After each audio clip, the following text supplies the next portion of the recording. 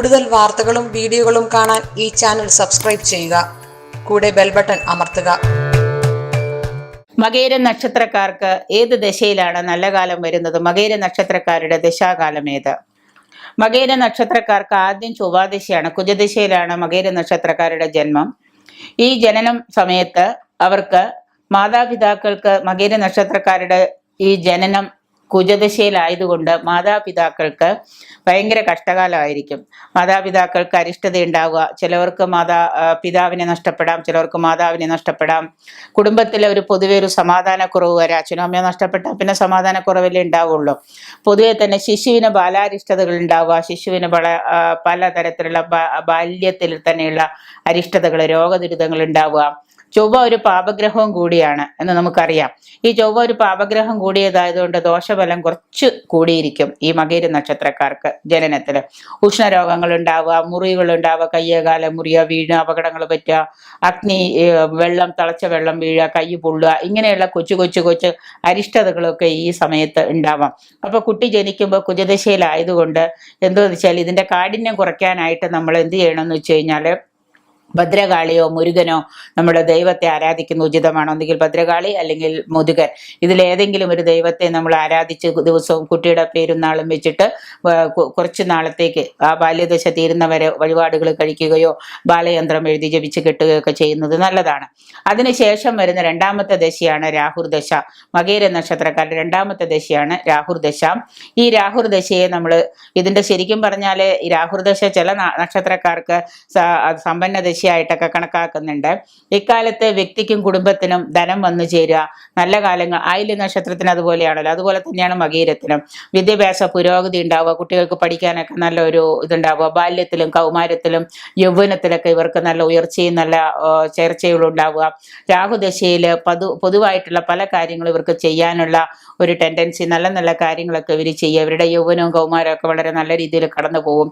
നിയമങ്ങളും ദോഷഫലങ്ങളും ചിലപ്പോൾ ഇവർ ചെറുതായിട്ട് അനുഭവിക്കേണ്ടി വരും എന്നുള്ളതേ ഉള്ളൂ രാഹുർദശയിൽ. അത് രാഹുവിന്റെ ചെറിയൊരു ദോഷമായിട്ട് മാത്രം എടുത്താൽ മതി. ഈ ഗ്രഹനിലയിൽ 8ഉം 12ഉം തുടങ്ങിയ വരിഷ്ഠ ഭാവങ്ങൾ സൂര്യനും ശനിയൊക്കെ നിന്നാൽ മാത്രമേ ഈ പറയുന്ന പാപത്തിന്റെ അനുഭവിക്കേണ്ടതായിട്ട് വരുന്നുള്ളൂ. ഇനി മൂന്നാം ദശയായിട്ട് മകേര നക്ഷത്രത്തിന് വരുന്നതാണ് വ്യാഴത്തിന്റെ ദശ. രാഹു കഴിഞ്ഞ പിന്നെ വ്യാഴമാണ്, വ്യാഴത്തിന്റെ ദശയാണ്. ഈ വ്യാഴത്തിനെ നമ്മൾ യൗവനകാലത്താണ്, ഏതാണ്ട് മകേര നക്ഷത്രക്കാർക്ക് യൗവനകാലത്തിലാണ് ഈ വ്യാഴദശ വരിക.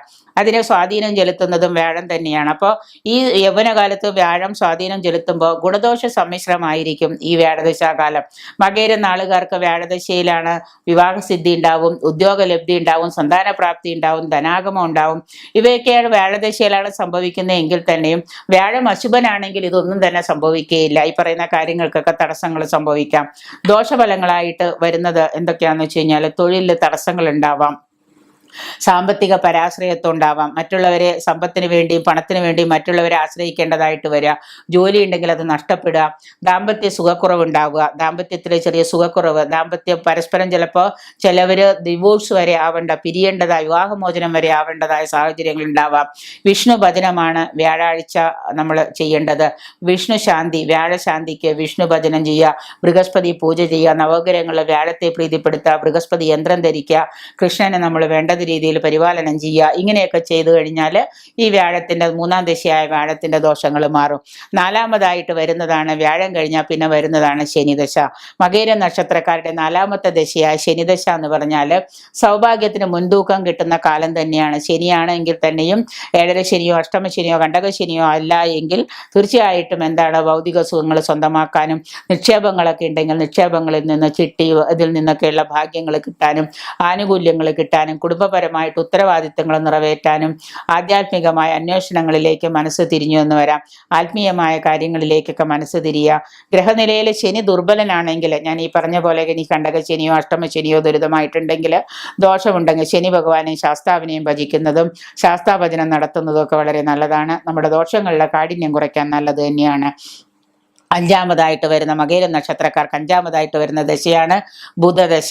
ഈ ബുധദശയിൽ ശരിക്കും പറഞ്ഞാൽ അഞ്ചാം ദശയ്ക്ക് പേര് പറയുക ദോഷം കൂടുതൽ ഉണ്ടാവുന്നതാണ്. ദോഷം കൂടുതലും ഗുണം കുറവുമായിരിക്കും ഈ ബുധദശയിൽ. അഞ്ചാമതായിട്ട് വരുന്ന ദശയായതുകൊണ്ട് കൂടി ദോഷം കൂടുതലും ഗുണം കുറവുമായിരിക്കും.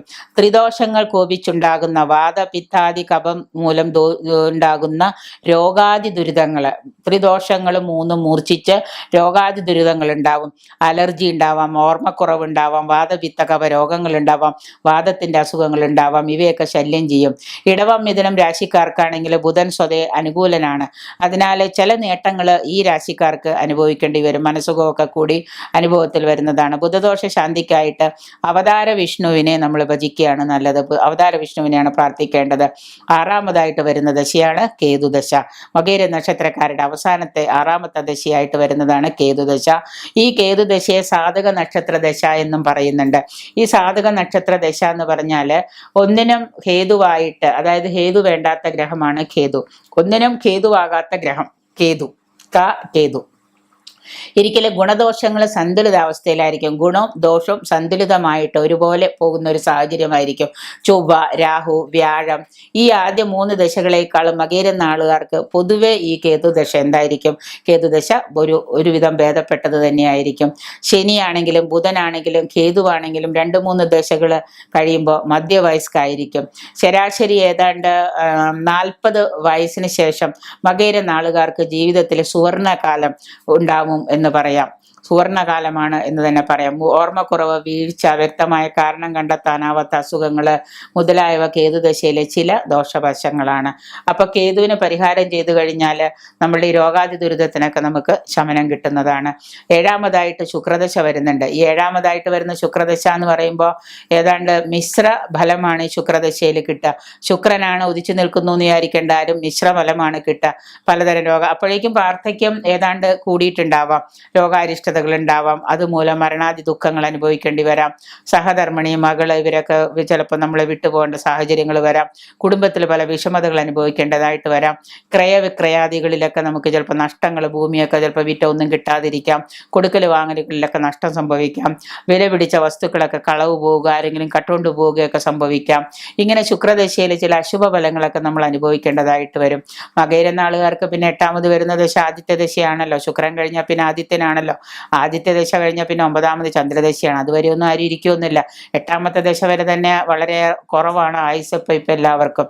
അപ്പൊ അതുകൊണ്ട് തന്നെ ഇവ ഗുണകരമായിരിക്കുമെന്ന് നിയമമെങ്കിലും പ്രായത്തിന്റെ പരിഗണനയും കൂടെ നമ്മൾ ഇതിൽ നോക്കേണ്ടതാണ്. ആദ്യത്തെ ദശയും ചന്ദ്രദശയൊക്കെ പ്രായത്തിന്റെ പരിഗണന അനുസരിച്ച് ഗുണകരമാവാൻ സാധ്യത കുറവാണ്. കാരണം ആള് ജീവിച്ചിരിക്കുന്നുണ്ടെങ്കിലേ നമുക്ക് ഗുണകരമാവൂ എന്ന് പറയാൻ പറ്റുള്ളൂ. അതുകൊണ്ട് തന്നെ ദശാഫലങ്ങൾ അനുകൂലമാവുന്നതിന്, ഗോചര ഫലവും അനുകൂല ഫലവും ഒക്കെ നമുക്ക് ലഭിക്കുന്നതിനും 7ര ശനി, കണ്ടകശനി, അഷ്ടമശനി, ഇങ്ങനെയുള്ള അഷ്ടമ വ്യാഴം തുടങ്ങിയ ഗോചര ദോഷങ്ങളുള്ളപ്പോൾ എത്ര നല്ല ദശയാണെന്ന് പറഞ്ഞാലും ദശയുടെ ദോഷം കുറഞ്ഞു പോകും.